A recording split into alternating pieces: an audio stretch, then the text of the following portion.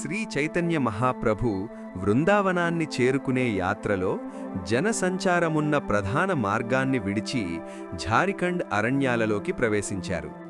కృష్ణ నామస్మరణలో పరవశించి ఆయన భయరహితంగా అరణ్యంలో నడిచారు.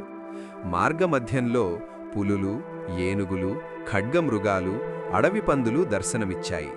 కాని ప్రభువు యొక్క దివ్య ప్రభావంతో అవన్నీ ఆయనకు మార్గం విడిచాయి.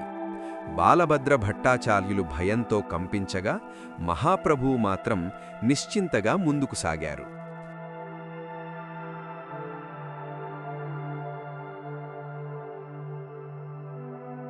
ఒకరోజు మార్గమధ్యంలో ఒక పులి పడుకుని ఉంది. మహాప్రభు ప్రేమానందంలో నడుస్తూ తన పాదాలతో ఆ పులిని తాకి కృష్ణనామం జపించు అని అన్నారు. అదే క్షణంలో ఆ పులి లేచి నాట్యం చేస్తూ కృష్ణ కృష్ణ అని జపించసాగింది. మరొకరోజు ప్రభువు నదిలో స్నానం చేస్తుండగా ఉన్మత్తమైన ఏనుగుల గుంపు అక్కడికి వచ్చింది. ప్రభువు గాయత్రీ మంత్రం జపిస్తూ నీటిని ఏనుగులపై చల్లి కృష్ణనామం జపించండి అని ఆదేశించారు. వెంటనే ఆ ఏనుగులు పరవశించి కేకలు వేస్తూ నాట్యం చేస్తూ కృష్ణుని నామాన్ని జపించాయి.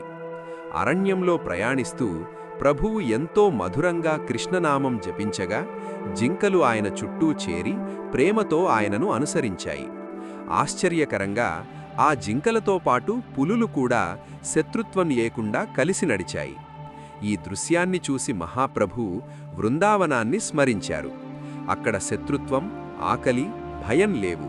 అందరూ కృష్ణప్రేమలో ఏకమై ఉంటారు.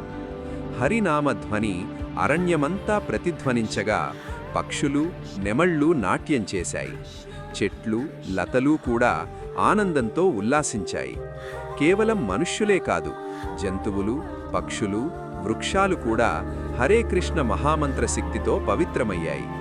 ఈ విధంగా శ్రీ చైతన్య మహాప్రభు ఎక్కడ అడుగుపెట్టినా ఝారిఖండ్ అరణ్యం జీవంత వృందావనంగా మారి ప్రతి జీవిలో భగవద్భక్తిని మేల్కొల్పింది. నీతి, బోధ. కృష్ణుని పవిత్ర నామం అంత శక్తివంతమైనది. అది మనుష్యులకే కాదు, జంతువులు, వృక్షాలు సహా సమస్త జీవరాశిలో దైవ ప్రేమను మేల్కొలుపుతుంది. శుద్ధ భక్తితో జపించిన హరినామం భయాన్ని తొలగించి శాంతి మరియు ఐక్యతను ప్రసాదిస్తుంది.